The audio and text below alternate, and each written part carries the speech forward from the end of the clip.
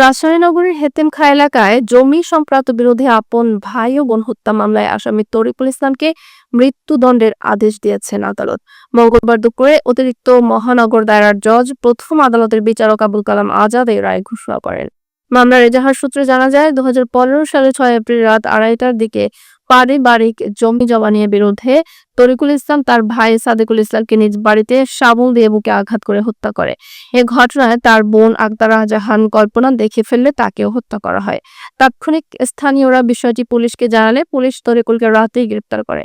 ওই দিন বোয়ালিয়া মডেল থানায় মামলা দায়ের করেন নিহত সাদেকুলের ছেলে।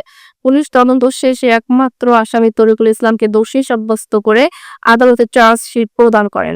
13 জন সাক্ষীর সাক্ষ্য, তথ্য উপাত্ত, যুক্তি তর্ক ও শুনানি শেষে আদালত মৃত্যুদণ্ডের এই আদেশ দেন। অতিরিক্ত মহানগর দায়রা জজ প্রথম আদালতের অতিরিক্ত পিপি মোহাম্মদ শামীম আহমেদ জানান, রায় ঘোষণার সময় আদালতে আসামি উপস্থিত ছিলেন। বাদী পক্ষের রায়ে সন্তোষ প্রকাশ করেছেন।